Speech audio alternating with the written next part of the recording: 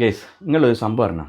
നമ്മൾ പണ്ട് ഇലക്ഷന് മുമ്പ് പറയലുണ്ട് എന്ത് കോൺഗ്രസ് അധികാരത്തിൽ വരുന്നെങ്കിൽ മുഖ്യമന്ത്രിയാകാൻ ഒരുപാട് താമസം പിടിക്കുകയും ചെയ്യും, ചർച്ച നടത്തലും കുഴപ്പം ഗുൽമാലിലായിരിക്കുന്നു. അതേപോലെ തന്നെ ആവുകയും ചെയ്ത് നമ്മൾ ഇതും പറഞ്ഞു എന്ത് ഈ മുഖ്യമന്ത്രി ഇവിടെയുള്ള ആളൊന്നുമല്ല പുറത്തുനിന്ന്, അതായത് ഡൽഹിയിൽ നിന്ന് ആളെ കൊണ്ടുവന്നിട്ട് ആക്കുകയാണ്. പണ്ട് AK ആൻ്റണി വന്നിട്ട് ആയ പോലെ.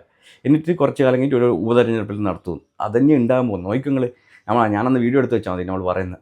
സത്യമായിട്ടും നമുക്കറിയാം മാർക്കിസ്റ്റ് ജയിച്ചെങ്കിൽ മറ്റേ എന്താ പറയുക പിണറായി വിജയൻ മുഖ്യമന്ത്രി, BJP ജയിച്ചെങ്കിൽ ചന്ദ്രശേഖരൻ മുഖ്യമന്ത്രി, ഇതല്ലേ. പക്ഷേ കോൺഗ്രസ്സാണ് ജയിക്കുന്നതെങ്കിൽ ഉറപ്പായിട്ടും ഈ ഒരു പ്രശ്നങ്ങളിൽ ഉണ്ടാവും നമുക്ക് നേരത്തേ അറിയാം.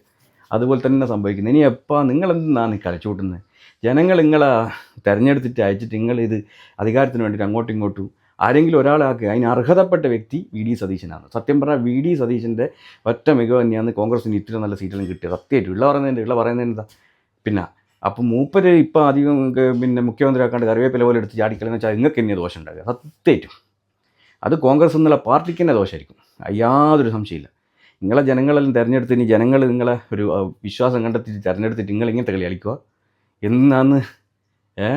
പിന്നെ വേറൊരു കാര്യം, മലബാറിൽ നിങ്ങൾ ജയിച്ചത് അത് ലീഗിൻ്റെ ഗുണം കൊണ്ടാണ്, അല്ലാണ്ട് കോൺഗ്രസിൻ്റെ ഗുണം കൊണ്ടൊന്നല്ല. കോൺഗ്രസിന് ഇത്രയും വോട്ട് കിട്ടിയിട്ട് ഭൂരിപക്ഷത്തിൽ ജയിച്ചത് ലീഗിൻ്റെ ഗുണം കൊണ്ടാണ്. അപ്പോൾ നിങ്ങൾ എന്താക്കണം, എന്നാൽ പിന്നെ കുഞ്ഞാലിക്കുട്ടീനെ മുഖ്യമന്ത്രിയാക്കുക അല്ലേ. നിങ്ങളെന്ന് VD അർഹതപ്പെട്ട ചങ്ങായിയാന്ന് VD സതീശൻ മുഖ്യമന്ത്രിയാക്കുക. ഓക്കെ, ഇല്ലെങ്കിൽ നിങ്ങളെല്ലാം എല്ലാവരും മാറി നിൽക്കുന്നു. പിണറായി വിജയൻ മുഖ്യമന്ത്രിയാക്കുക. പറസില്ല CPM അധികാരം കൊടുക്കുക. എന്തെന്നാണ് നിങ്ങൾ ഇത് ഏത് കാലം തുടങ്ങി ഈ പരിപാടി? എല്ലാവർക്കും മുഖ്യമന്ത്രിയാണ്, എല്ലാവർക്കും സ്ഥാനമാനം നടക്കുക. ആരെങ്കിലും ഒരാൾ നിൽക്കുക, ഒരാളെ വെച്ചിട്ട് മുന്നോട്ട് പോകും. ഓക്കെ, അപ്പോൾ